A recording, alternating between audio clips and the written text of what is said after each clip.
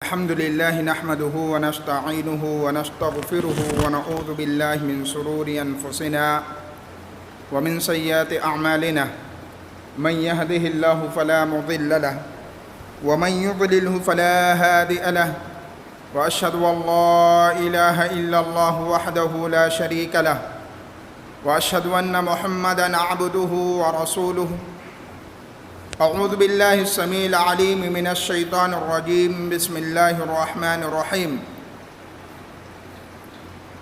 يا أيها الناس اتقوا ربكم الذي خلقكم من نفس واحدة وخلق منها زوجها وبث منهما رجالا كثيرا ونساء واتقوا الله الذي تساءلون به والأرحام إن الله كان عليكم رقيبا.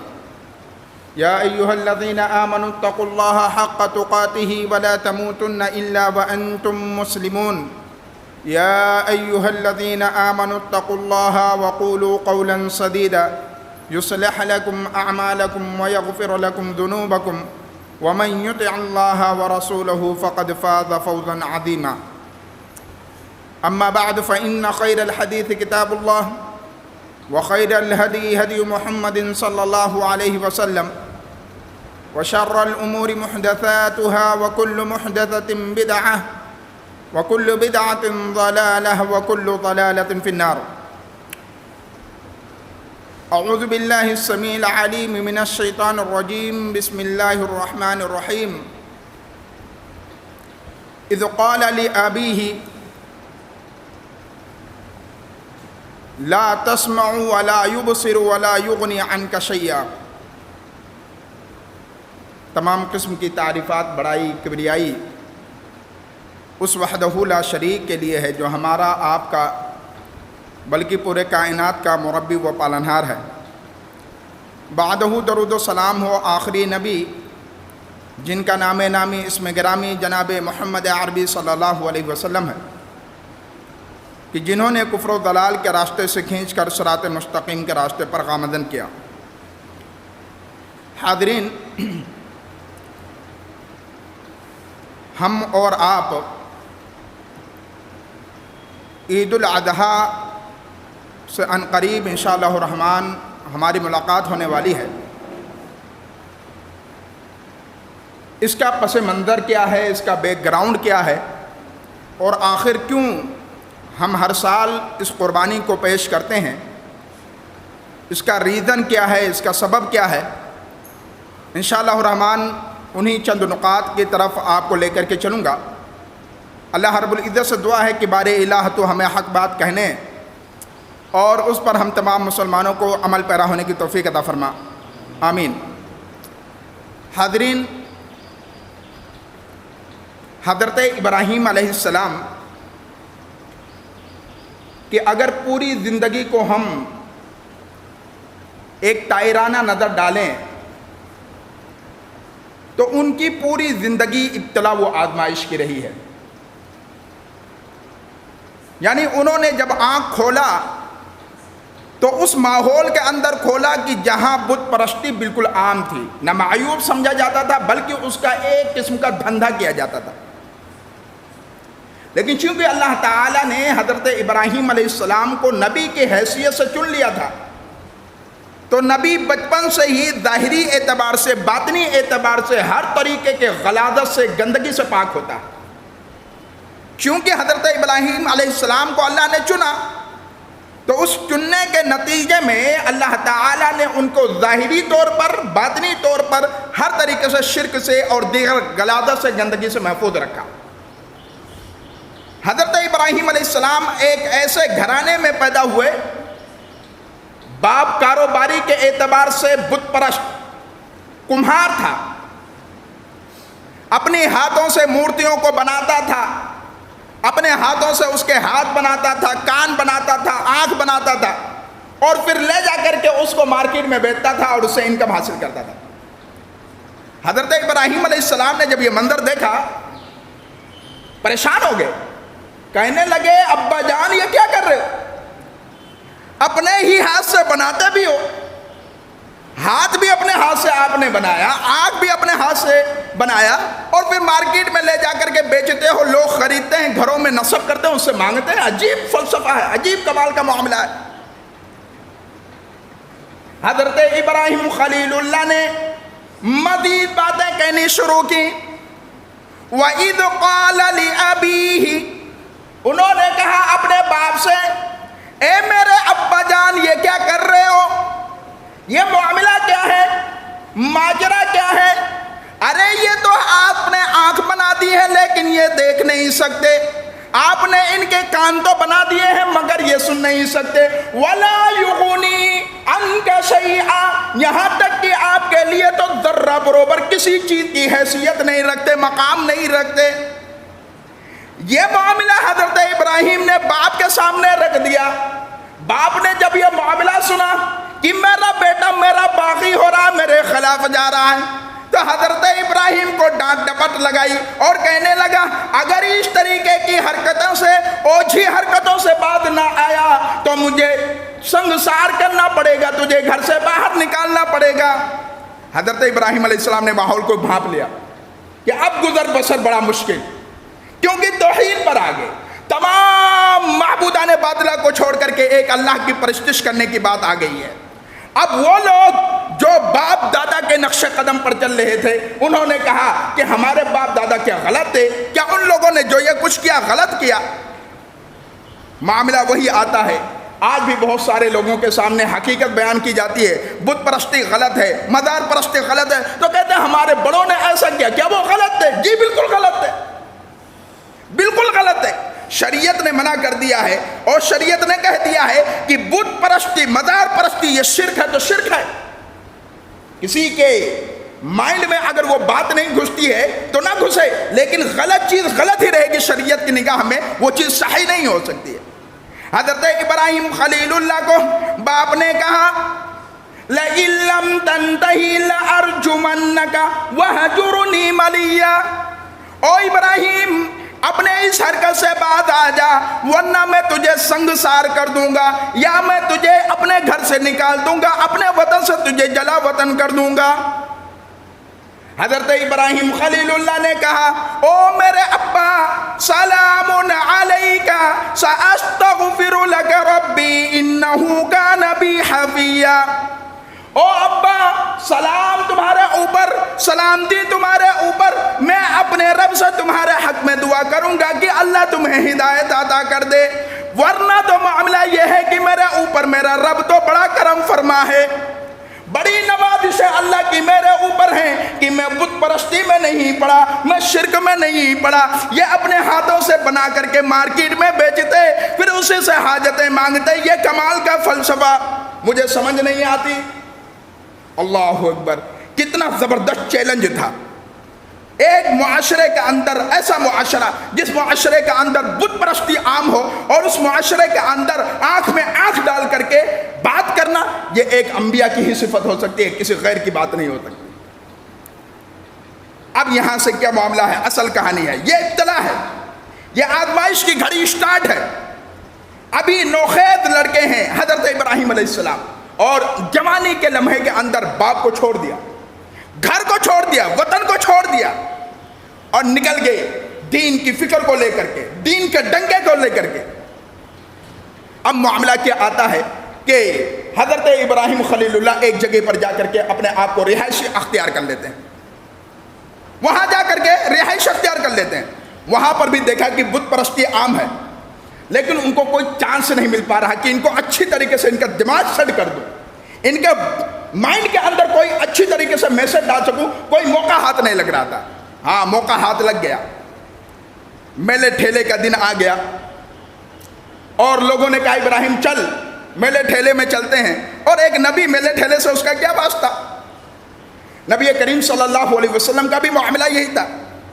اللہ کے رسول سفر پہ ہیں، دور کہیں میوزک کے آلات بج رہے تھے.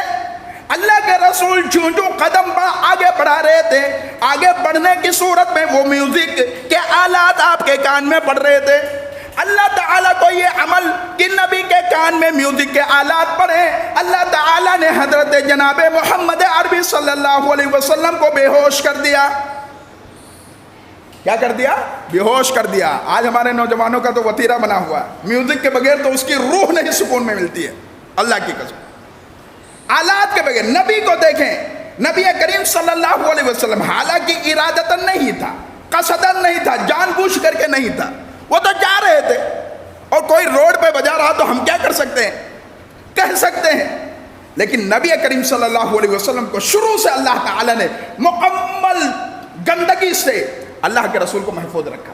ایسے ابراہیم علیہ السلام کو تو اس گاؤں میں موقع مل گیا, ابراہیم چلنا, انا سقیم, میں تو بیمار ہوں. کیا بولے؟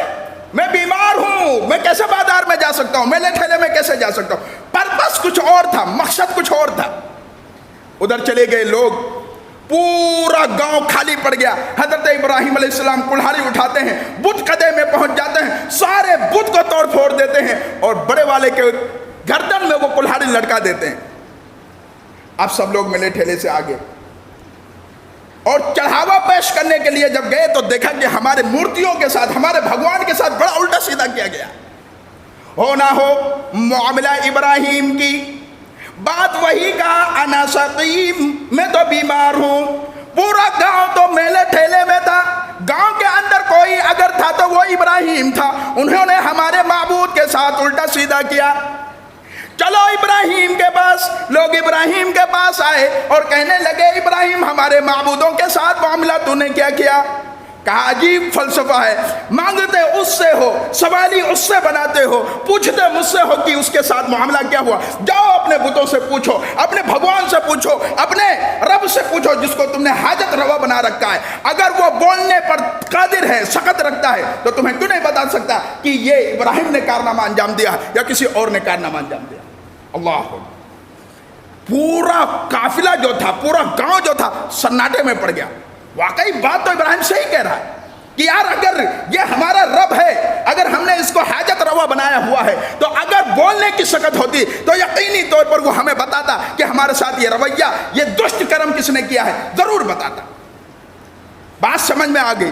لیکن ہر قوم میں ایک ابو جہل ہوا کرتا ہے, ہر قوم میں ایک ابو جہل. جیسا کہ صفا کے پہاڑی پر اللہ کے رسول جب کھڑے ہوئے تھے اور لوگوں کو میسج دیا تھا کہ اے میرے خاندان کے لوگوں, اے میرے عیدہ و اقربا, اپنے آپ کو جہنم کے آگ سے بچا لو, میں تمہیں دیکھ رہا ہوں کہ جہنم میں جل رہے ہو.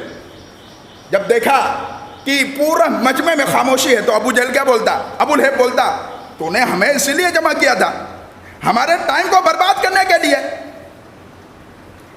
ہمارے ٹائم کو. تبت لک تبن لک یا محمد علی ھذا جمعتنا, او محمد کیا تو نے ہمیں اسی لیے جمع کیا تھا, ہمیں اسی لیے یہاں پر لایا تھا, ہمارے ٹائم کو برباد کرنے کے لیے. تیرے ہاتھ ٹوٹ جائیں تو برباد ہو جا. اور اس کے تناظر میں پوری سورہ کریمہ اللہ تعالیٰ نے نازل کی, پوری سورہ کریمہ. تبت یدا ابی لہب, سورہ لہب اسی کے نام سے نازل کی. اللہ تعالیٰ نے اس کو اس روئے زمین پر بھی ذلیل کیا, اور اس کو قتل کرنے والے اور اس کو مارنے والے, بس آپ دیکھیں گے, تاریخ پڑھیں گے تو آپ کو یاد آ جائے گا کہ کس طریقے سے کتنا دردناک انداز سے اس کی موت ہوئی. تو کیا کہا کہ بھائی ہم نے نہیں توڑ پھوڑ کی ہے, اگر تم نے اپنے آپ کو ان کو حاجت روا بنایا ہوا انہیں سے پوچھ لو. اب یہ معاملہ نمرود کے دربار میں پہنچ گیا. نمرود کو لوگوں نے بتلایا کہ بھائی وہ ابراہیم جو کل تک بچہ تھا, آج ہماری آنکھوں میں آنکھیں ڈال کر کے ہم سے گفتگو کرتا ہے اور کہتا ہے یہ سارے معبودان باطلہ غلط ہیں, تمہارے پیروکار غلط ہیں. آج معاملہ بہت آگے بڑھ گیا ہے. نمرود نے کہا ٹھیک ہے, اگر اتنا سینسیٹیو میٹر بن گیا ہے تو ابراہیم کو میرے دربار میں حاضر کیا جائے. گئے. اللہ اکبر. آپ دیکھیں کہ اتنی جرأت, اتنی بہادری کیسے آ سکتی ہے. جب ایک انسان کے اندر ایمان مضبوط ہوگا تو ہی جرأت اور بہادری آئے گی, وگرنہ نہیں آ سکتی ہے. حضرت ابراہیم نمرود کے دربار میں کھڑے ہیں. نمرود کہہ رہا ہے کہ ہمارے معبود کو برا بھلا کیوں کہتا؟ بھائی برا بھلا میں تو نہیں کہتا, میں تو یہ نہیں کہتا کہ تمہارے معبود برے بھلے ہیں. میں یہ کہتا ہوں کہ اگر وہ حاجت روا ہیں, مشکل کشا اگر آپ نے بنایا ہوا ہے, تو وہ آپ کی بگڑیاں کیوں نہیں بناتے ہیں جبکہ یہ سارے معاملات میرے سامنے ہوئے ہیں. اللہ اکبر. اس کے بعد کیا معاملہ ہوا, بات سمجھا رہا ہے نمرود. سمجھ میں حضرت ابراہیم علیہ السلام سمجھنے کو تیار نہیں ہے. رب تو ایک ہے, عرش والا ایک ہے، وہی سارے کائنات کے سسٹم کو مینجمنٹ کر رہا ہے، اس کے علاوہ جتنے بھی معبود ہیں سب باطل ہیں، اس کی کوئی وجود نہیں، کوئی حقیقت نہیں ہے۔ نمرود نے کہا لکڑیاں اکٹھی کی جائیں، سب نے مل کر کے، یہاں تک کہ بوڑھے بزرگ، عورتیں، بوڑھی بچی ساری کی ساری جمع ہو گئی لکڑیاں جمع کرنے میں۔ لکڑیاں جلا دی گئیں، جمع کرنے کے بعد الاؤ بھڑکا دیا گیا، آگ خوب زیادہ اپنے آپ میں بڑھتا جا رہا ہے۔ ابراہیم کو نمرود کہہ رہا ہے او ابراہیم آگ دیکھ لے، تجھے اسی میں ڈالا جائے گا، وگرنہ معاملہ یہ ہے کہ تو ہمارے معبودوں کو برا بھلا کہنا چھوڑ دے۔ حضرت ابراہیم خلیل اللہ نے کہا غلط چیز کو غلط ہی کہا جائے گا، صحیح نہیں کہا جا سکتا۔ کہا ٹھیک ہے، اگر انجام کو بھگتنے کے لیے تیار ہے تو اس آگ میں تجھے اب ڈالنے کی تیاری ہے۔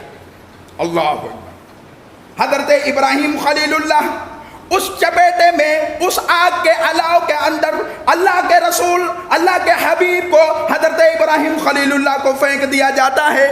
اللہ کی پکار آتی ہے یا نار کونی بردا وسلام علی ابراہیم، اے آگ تو ہمارے ابراہیم خلیل کے اوپر گلے گلزار بن جا، ٹھنڈک بن جا۔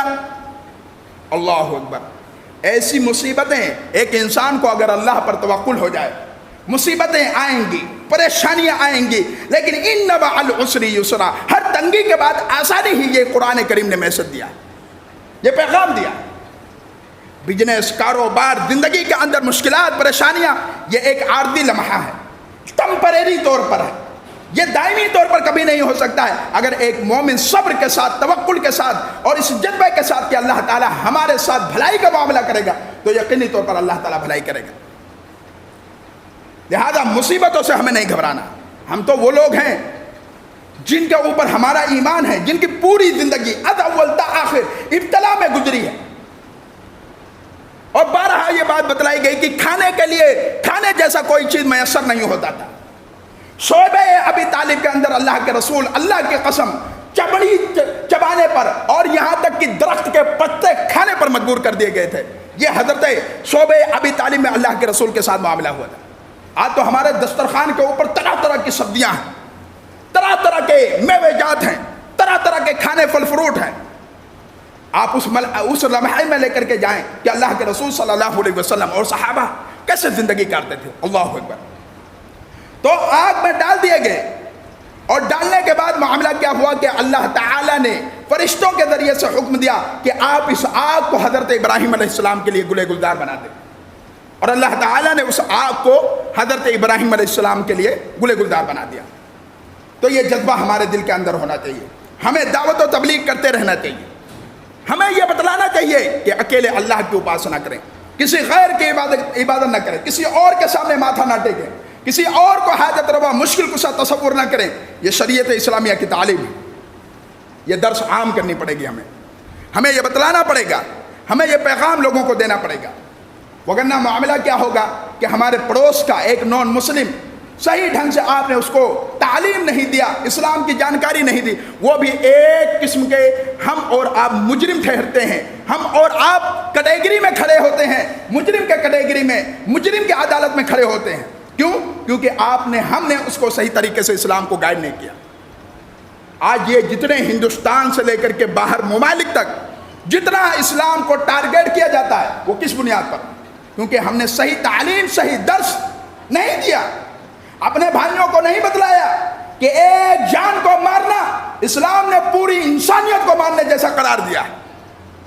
ایک انسان کی سیفٹی پورے کائنات کے انسانوں کی سیفٹی ہے، یہ اسلام نے ہمیں درس دیا ہے۔ اور کیسا ہو سکتا ہے کہ جس اسلام نے ایک کتے کو پانی پلانے پر جنت کا حکم دے دیا ہو، ایک بلی کو پانی پلانے پر جنت کا حکم دے دیا ہو، وہ انسان بھلا انسانوں کے ساتھ اس طریقے سے ننگا ناچ کھیلے گا، خون کی ہولیاں کھیلنے پر مجبور کرے گا؟ یہ قطعی طور پر نہیں ہو سکتا، کیونکہ ہم نے درس نہیں دیا، ہم نے تعلیم نہیں دی ہے، ہم نے اپنے ساتھیوں کو بتلایا نہیں کہ اسلام کا یہ حسین سسٹم ہے، اسلام کی یہ تعلیم ہے، اسلام ہمیں یہ میسج دینا چاہتا ہے۔ لیکن آج ہمیں خود اپنی نالج نہیں ہے، ہمیں سب سے بڑا مسئلہ فلسفہ یہ ہے کہ ہمیں اپنے اسلام کے بارے میں نالج نہیں ہے، اللہ کی قسم نہیں ہے۔ کیا کیا ہم غیروں کو بتلائیں گے؟ کیا ہم نبی کی سنتوں کو بتلائیں گے؟ کیا ہم لوگوں کو جا کر کے یہ بتلائیں گے کہ اللہ کے رسول کے یہ اسوہ ہے، یہ طریقہ کار ہے، اس کو اپنانا ہے؟ ہم اپنے آپ کو پہلے اسلامی قالب میں ڈھالیں، اپنے آپ کو مسلمان تصور کریں، تب جا کر کے بات بنے گی۔ تو حضرت ابراہیم خلیل اللہ معاملہ پہنچ گیا حضرت نمرود کے دربار میں، اور حضرت ابراہیم خلیل اللہ کے ساتھ جو معاملہ ہوا وہ آپ کے سامنے پیش ہوا۔ اب آگے بڑھتے ہیں کہ حضرت ابراہیم خلیل اللہ کی پوری زندگی کے معاملے میں سب سے انوکھا جو سسٹم بنتا ہے وہ حضرت اسماعیل علیہ السلام کا سسٹم بنتا ہے۔ عمر ہے حدیث کے اکارڈنگ، تاریخ کے اکارڈنگ 80 سے 85 سال، اور اس آخری لمحے کے اندر اللہ تعالیٰ نے اسماعیل جیسا لاڈلا بیٹا دیا، لیکن صرف لاڈلا بیٹا دے کر کے ہی کہانی نہیں آزمائی گئی، بلکہ آزمایا تو یہ گیا کہ ابھی آپ کو مرحلہ در مرحلہ طے کرنا ہے۔ یہ مصیبتیں جو آئی ہیں، یہ پریشانیاں جو آئی ہیں، یہ تو کم ہیں، ابھی آپ کو ایک مرحلہ اور طے کرنا ہے، ایک کنڈیشن، ایک ٹرم، ایک اسٹیپ اور آگے بڑھنا ہے۔ اسٹیپ کیا ہے کہ آپ اپنے بیٹے کو لیں، ہاجرہ اپنی بیوی کو لیں، اور لے کر کے ایک غیر آباد والی وادی میں چھوڑ کر کے تمہیں آنا ہے۔ اللہ اکبر! یہ لمحہ ایک شوہر کے لیے، ایک بیوی کے لیے بڑا دردناک رہتا ہے کہ کوئی آبادی نہیں، کوئی بستی نہیں، نہ پانی ہے، نہ چرند و پرند ہے، نہ درندے ہیں، نہ پیڑ پودے ہیں۔ ایسی جگہ میں اللہ کی قسم کسی کو چھوڑ دیا جائے، انسان کا معاملہ کیا ہوگا ہم اور آپ تصور نہیں کرتے۔ حضرت ابراہیم خلیل اللہ ہاجرہ کو لے کر کے نکل پڑے اور اس وادی میں پہنچ گئے جہاں پر اللہ نے چھوڑنے کا حکم دیا تھا، جہاں آج بیت الحرام ہے۔ بیت الحرام جہاں ہم اور آپ حج کرنے کے لیے جاتے ہیں، اس جگہ پر حضرت ابراہیم علیہ السلام نے حضرت ہاجرہ کو چھوڑا، اور جب چھوڑ کر کے واپس چلنے لگے، اللہ اکبر! ایک عورت کا بھی ایمان ٹیسٹ کریں۔ حضرت ہاجرہ ایک عورت ذات ہیں، جب چھوڑ کر کے حضرت ابراہیم پلٹے تو حضرت ہاجرہ پریشان ہو گئے۔ اللہ اکبر! یہ مجھے ایسی آبادی میں چھوڑ کر کے تم جا رہے ہو، اکیلے میں یہاں رہوں گی، یہاں نہ کوئی آبادی ہے، نہ کوئی چرند و پرند ہے، نہ کوئی مخلوق ہے، اور یہاں معاملہ یہ ہے کہ دور دور تک کوئی آدمی نظر نہیں آتا ہے، مجھے ایسی جگہ پہ چھوڑ کر کے جا رہے ہو۔ اللہ اکبر! پھر جب جانے لگے تو حضرت ہاجرہ نے کہا کہ کیا یہ اللہ تعالیٰ کی طرف سے ہے؟ کیا یہ اجازت اللہ تعالیٰ کی طرف سے ہے کہ اللہ تعالیٰ نے کہا کہ مجھے ایسی جگہ پہ چھوڑ کر کے آ جاؤ؟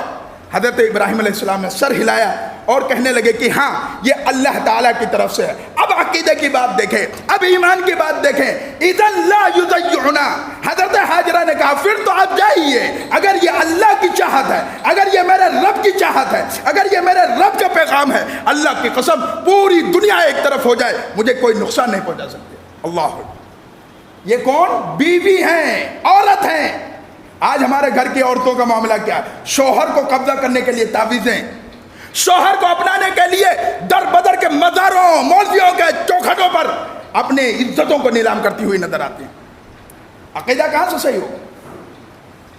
تھوڑی سی مصیبت آ جائے، ہاتھ میں دھاگے، گلے میں دھاگے، ارے مولوی کو ہی لٹکا لو، زیادہ پریشانی آ رہی، مولوی کو گردن میں لٹکا لو۔ اللہ کے بندو، کیا مولوی کے اوپر مصیبت نہیں آتی؟ وہ ڈاکٹر کے پاس کیوں جاتا ہے؟ وہ پھر کیوں دوسرے کے پاس جاتا ہے؟ وہ دوسرا سے کیوں دوائیاں لیتا ہے؟ وہ ڈاکٹرز میڈیسینز کو کیوں یوز کرتا ہے؟ اتنی موٹی سی بات تمہارے ذہن میں نہیں بیٹھتی، اور تم اس کو حاجت روا، مشکل کو سارا کچھ بنایا ہوا۔ تھوڑی بگڑی کیا بن گئی، بچہ کیا بیمار ہو گیا، نظر بد لگ گئی، علاج شرعی نہیں کریں گے، مولوی کو 1000 روپیہ پھینک دیں گے، لیکن وہ چلے گا، ایمان کا سودا ہو جائے چلے گا۔ شریعت نے جو نقاط بتلائے ہیں اس پر عمل نہیں کریں گے۔ شریعت نے کہا کہ کیسی بھی پریشانیاں ہیں، نظر بد لگ جائے، صبح شام 2 سورتیں پڑھنی ہیں، زیادہ نہیں، سورہ فلق، سورہ ناس، بچے کے اوپر دم کریں، انشاءاللہ الرحمن اس کو مکمل شفا ملے گا، لیکن ہم کرتے نہیں ہیں، نہیں کرتے، پھر بھاگتے پھرتے ہیں۔ زندگی چوپٹ ہے، اندھیر نگری میں ہماری اور آپ کی زندگی گزر رہی ہے، اور پھر یہ وطیرہ ہے، پھر یہ معاملہ ہے کہ اللہ سنتا نہیں۔ ارے اللہ سنے گا، کب سنے گا؟ جب اللہ پر کامل یقین ہو، اللہ پر کامل توکل ہو، اس جذبے کے ساتھ کہ اللہ تعالیٰ کے علاوہ کوئی دینے والا نہیں، کوئی لینے والا نہیں، اس یقین کے ساتھ اللہ تعالیٰ بگڑیاں بنانے والا، حاجتیں پوری کرنے والا کوئی اور شریک رب کا نہیں ہو سکتا ہے۔ یہ توقل اگر ہمارے دل کے اندر ہو جائے، یہ جذبہ ہمارے دل کے اندر ہو جائے، پھر انشاءاللہ الرحمن کوئی چوکھٹ، کوئی اور دروازے کے اوپر ہمیں اور آپ کو جانے کی ضرورت نہیں پڑے گی، ساری ضرورتیں ہمارے اسی چوکھٹ سے پوری ہوں گی۔ لہذا میرے عزیز، اپنے آپ کو پہچانے، اپنے مقام کو، اپنے ہستی کو پہچانے۔ تو میں یہ کہہ رہا تھا کہ حضرت حاجرہ نے کہا اذن لا یضیعنا، اے میرے خاوند تاجدار، اگر یہ اللہ کی اجازت ہے تو مجھے چھوڑ کے آپ چلے جائیں۔ اور دیکھیں ایک باپ کا فرض کیا بنتا ہے، ہم نے زندگی میں اللہ کی قسم، آج ہماری اولاد ناکارہ ہے، اس کی سب سے بنیادی وجہ ہے کہ رب سے ہم نے مانگا نہیں۔ ایک عورت، ایک شوہر، نئی نویلی دلہن ہے، نئی نویلی شادی ہے، اور شیطان کی طرف مل لیتے ہیں، دعا پتہ نہیں ہے، آداب مباشرت معلوم نہیں ہے کہ بیوی سے کیسے ملنا ہے، کیا طریقہ کار ہے۔ اللہ کے رسول نے اس کے بارے میں کیا ہمیں گائیڈ لائن کیا ہے؟ اللہ کی قسم آج ہم کہتے ہیں کہ مطلب ایک لائف اسٹائل کو گزارنے کے لیے ہم لائف اسٹائل گزارنے والوں کے ایکسپرٹ کو سنتے ہیں۔ اللہ کی قسم نبی سے بہتر کوئی لائف اسٹائل کو بتانے والا اس سے بڑا ایکسپرٹ نہیں ہو سکتا، نہیں ہو سکتا۔ ایک آدمی ایک عورت سے، اپنی بیوی سے کیسے فزیکل اٹیچمنٹ کرے گا، یہ ساری نبی کریم صلی اللہ علیہ وسلم نے تعلیم دی، ساری تعلیمات نبی نے بتلائی۔ آج غیر نبی کی تعلیم کو اپناتا ہے اور مسلمان غیروں کی تعلیم کو اختیار کر رہا ہے، یہودیوں کے، نصرانیوں کے۔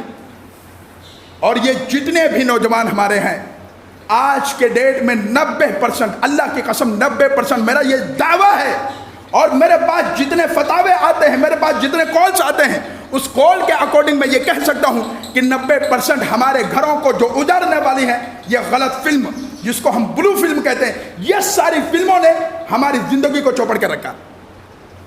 ہم وہاں پریکٹیکل کرتے ہیں، اپنی وائف کے ساتھ پریکٹیکل کرنا چاہتے ہیں، وہ ایک غیر شرعی نظام کو ہمارے اوپر نافذ کرنا چاہتے ہیں، ایک غیر سسٹم کو ہمارے سسٹم کے اندر داخل کرنا چاہتے ہیں، اور پھر جو شریعت نے اجازت نہیں دی ہو وہ عمل کر کر کے ایک انسان کو سکون کبھی ہو ہی نہیں سکتا، کبھی نہیں ہو سکتا۔ یہ میرا چیلنج ہے۔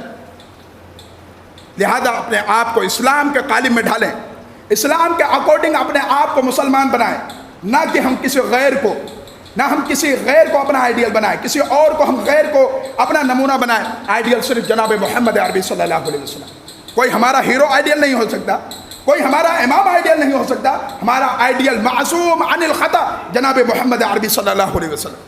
باقی پروئے زمین پر جتنے انسان ہیں سب خطا کار ہیں، سب سے غلطیاں ہونے والی ہیں، سب سے غلطیوں کا صدور ہے، لیکن جناب محمد عربی صلی اللہ علیہ وسلم سے رہیے، معصوم ہے۔ لہذا انہی کو اپنا آئیڈیل بنائیں، انہی سے اپنے آپ کو، اپنی زندگی کو سنوارنے کی کوشش کریں، چاہے گھریلو زندگی ہو۔ آپ اگر باپ ہیں تو باپ کے حیثیت سے نبی کو دیکھیں کیسے رہیں، اگر آپ شوہر ہیں تو نبی شوہر کے حیثیت سے اپنی بیویوں کے ساتھ کیسا برتاؤ کرتے تھے، اس زندگی کو دیکھیں۔ اگر آپ اپنی زندگی کے اندر ایک یتیم ہیں تو یتیم کی زندگی کا اصل محور کیسا ہوگا، جناب محمد عربی صلی اللہ علیہ وسلم کو دیکھیں، کیسے کیسے پلیٹ فارم۔ اگرچہ نبی نے اپنے والدین کو نہیں پایا، لیکن والدین کو نہ پانے کے باوجود اتنی زبردست گائیڈ لائن والدین کے متعلق اگر کوئی دے سکتا ہے تو جناب محمد عربی صلی اللہ علیہ وسلم دے سکتا ہے۔ لہذا میرے عزیز، یہ ساری باتیں ہمیں اپنے آپ کو سنوارنے کی ضرورت پڑے گی، اور اپنے آپ کو بنانے، صرف جملے بازی سے کام نہیں چلے گا، صرف جملے بازی، جملے سے کام چلتا تو آج ہندوستان کا بیڑا غرق نہیں ہو جاتا، غرق نہیں ہوتا۔ ایک بیٹھا ہوا جملے بازی کر رہا ہے تو جملے بازی سے صرف انسان کا بیڑا غرق ہوتا ہے، زندگی چوپٹ ہوتی ہے۔ عملی زندگی جب تک نہیں ہوگا، پریکٹیکل زندگی نہیں ہوگی، جب تک ہماری زندگی میں سکون نہیں ہوگا، اطمینان نہیں ہوگا، نمازوں میں سکون نہیں ہوگا، زندگی میں سکون نہیں ہوگا، کاروبار کے اندر سکون نہیں ہوگا، غرض کی پوری زندگی چوپٹ ہوگی۔ اور آخر بات میں کہوں گا، میرے عزیز، آپسی تعلقات کو مضبوط کرو۔ کچھ چیزوں کو لے کر کے اگر آپ کے درمیان مس انڈرسٹینڈنگ ہو جائے، گھر میں بیٹھ کر کے سولو کریں، بازار میں نہیں، کسی غیر کے سامنے نہیں۔ غیر تو اس طاق میں بیٹھا کہ مسلمان کی عزتیں نیلام ہو، ہم چسکیاں لیں، ہم مزہ لیں۔ اگر آپ کے گھر کے اندر کوئی بھی ایشوز ہیں، کوئی بھی معاملات ہیں، گھر میں بیٹھ کر کے بزرگ ہستیاں ہیں، ان کو بیٹھائیں، ان سے پرابلم کو سولو کروائیں۔ یہ جا کر کے مسئلے کو حل ہوگا۔ یہ کیا معنی ہوا کہ آپ کی اور میری کوئی انڈرسٹینڈنگ نہیں بن رہی ہے تو آپ بازار میں لے کر کے آ جائیں، یہ شریعت اس کی اجازت نہیں دیتی ہے، نہیں دیتی ہے۔ اسی لیے تو حکم بنانے کا حکم دیا گیا کہ بھائی اگر آپ کے درمیان کوئی معاملہ بگڑ جائے تو آپ اپنے بڑوں کو حکم بنا لیں، وہ جو فیصلہ کریں انہی کے اکارڈنگ مان لو۔ اور پھر پولیس کچہریاں کورٹ میں جاؤ گے، آپ کی عزت بھی لٹے گی اور آپ کا مال بھی جائے گا اور آپ کا ٹائم بھی برباد ہوگا اور کچھ بھی ہاتھ آنے والا نہیں ہے۔ اس وقت بھیڑیے درندے کی طرح لوگ بیٹھے ہوئے ہیں، چاہے وہ پولیس افسران ہو، چاہے دیگر اور سرکاری محکمہ ہو، صرف مسلمان کو نوچنے کے لیے بیٹھے ہوئے ہیں۔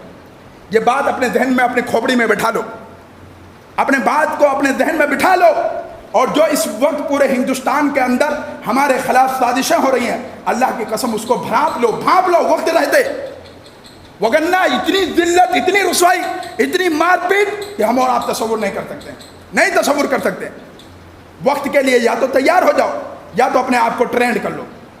یہ بات بنیادی طور پہ، یہ خطبہ پہ کھڑے ہو کر کے کہہ رہا ہوں، آج نہیں 10 سال کے بعد، 5 سال کے بعد کہو گے کہ کسی مولوی نے تنبیہ کی تھی، اور یہ وقت آنے والا ہے۔ یقینی طور پر اپنے آپ کو ٹرینڈ کرو، اپنے بچوں کو بتلاؤ، اسلامی تعلیم سے اویئرنیس کرو، ان کو یہ بتلاؤ کہ یہ اسلام ہے، یہ اسلام کی تعلیم ہے، یہ اسلام کا فلسفہ ہے۔ اور اسلام کہیں نہیں کہتا ہے کہ اگر کوئی گال پہ ایک تھپڑ مار دے تو دوسرا گال بھی آگے پھیلا دو، نہیں، 2 ہاتھ کرو۔ آپ کے اندر قوت ہے، طاقت ہے تو آپ ہاتھ کریں، 2 ہاتھ کریں، ماریں پیٹیں، کیونکہ اسلام نے کہا ہے اگر اپنی عزت کی دفاع کرتے ہوئے تم مر گئے تو تمہیں شہادت نصیب ہے۔ یہ کس لیے کہا گیا کہ کوئی بھی ایک گال پہ آ کر کے دوسرا گال پھیلا دو؟ ارے نہیں بھائی، اپنے قوت کے اعتبار سے ڈیفنس کرو۔ آپ کی بہو بیٹیوں کے ساتھ عزت نیلام ہو جائے اور آپ کھڑے ہو کر کے تماشائی بنے، اجی طاقت نہیں ہے۔ ارے طاقت نہیں تو تیرا زندگی اس دنیا کے اندر جینا مشکل ہے، تیرا اس دنیا کے اندر جینا ایک بوجھ ہے کہ اپنی عزتوں کو اپنے سامنے نیلام ہوتے ہوئے دیکھ لے اور پھر تیری زبان پہ چپی رہے، یہ کیسے ہو سکتا؟ لہذا میرے عزیز، میں آخر بات یہی کہنا چاہ رہا ہوں کہ اپنے آپ کو سنبھالیں، اپنے نجی زندگی کو سنبھالیں اور اپنے خاندان کو اسٹرونگ کریں، مضبوط کریں، مل جل کر کے رہیں، آپسی انتشار کو انتشار ہی رکھیں، اس کو آگے بڑھانے کی کوشش نہ کریں۔ اور یہ اتنا دشمنیاں اپنے آپ میں نہ پالو کہ کل ایک ساتھ بیٹھنے کی نوبت آ جائے تو بیٹھ نہ سکو۔ ہاں، یہ بھی نقطہ ذہن نشین کر لو، اتنی دشمنیاں نہ پالیں کہ کل ایک ساتھ بیٹھنے کی بھی صورت پڑ جائے تو ہمیں ایک دوسرے کو شکل دکھاتے ہوئے بھاگیں۔ ایسا نہ کریں، خدا رہا ایسا نہ کریں۔ معاملات سب کے یہاں آتے ہیں، ہماری زندگی کے اندر، آپ کی زندگی کے اندر، دوسرے کی زندگی کے اندر، لیکن اس کا مطلب قطعی طور پر یہ نہیں ہے کہ ہم اور آپ اس کو سر بازار نیلام کرنا شروع کر دیں، اس کی عزتوں کی دھجیاں اڑانے لگیں۔ اور ہوتا کیا ہے عام طور پر، جو میں نے جنرل دیکھا اپنی زندگی کا، آخری بات، ہوتا کیا ہے، ہر انسان میں کمزوری ہوتی ہے، ہر انسان میں، گھریلو زندگی کی کمزوری، نجی زندگی کی کمزوری۔ لڑائی میں کیا ہوتا ہے، آپ نے اس کی کمزوری کو ذکر کیا، اس نے آپ کی کمزوری کو ذکر کیا، آپ کے کوئی پرانا معاملہ ہے وہ بکھیڑا بنا کر کے آپ کے سامنے پیش کرے گا۔ تو اس طریقے کی کہانیاں، اس طریقے کے معاملات، خدا را خوف کھاؤ، اپنے آپ کو سنبھالو، اپنی زندگی کو سنبھالو، اپنی نجی زندگی کو سنبھالو اور اپنے رشتے اور اپنے آپسی تعلقات کو مضبوط کرو۔ اسی میں عافیت ہے، اسی میں بھلائی ہے، وگرنہ تو ہر کوئی یہ بیٹھا ہوا انتظار میں کہ ان کے اندر انتشار ہو۔ فوڈ جیسے وہ ہے نا ڈیوائڈ اینڈ رول کی کہانی جو انگریزوں نے فٹ کی تھی، وہ سیم ہماری زندگی کے اوپر بھی فٹ آئے گی۔ اللہ تعالیٰ سے دعا ہے کہ بار الہ ہم تمام مسلمانوں کو کہی ہوئی باتوں پر عمل پیرا ہونے کی توفیق عطا فرما۔ اے بار الہ ہم تمام مسلمانوں کو نبی کریم صلی اللہ علیہ وسلم کا شیدائی بنا۔ اے بار الہ ہم تمام مسلمانوں کو نبی کریم صلی اللہ علیہ وسلم کی تعلیمات اور قرآن کریم کے احکامات کو اپنی زندگی کے اندر نافذ کرنے والا بنا۔ اے بار الہ ہم میں سے جو بیمار ہیں انہیں شفاء کاملہ عاجلہ عطا فرما۔ اے بار الہ ہم میں سے جو مقروض ہیں ان کی قرض کی ادائیگی کا سبیل عطا فرما۔ اے بار الہ جب تک ہم زندہ رہیں اسلام پر زندہ رہیں، خاتمہ ہو تو ایمان پر ہو۔ آمین۔ بارک اللہ لنا ولکم فی القرآن الحکیم ونفعنا ایاکم بالآیات والذکر الحکیم، انہ تعالی جواد کریم ملک بالرؤوف الرحیم۔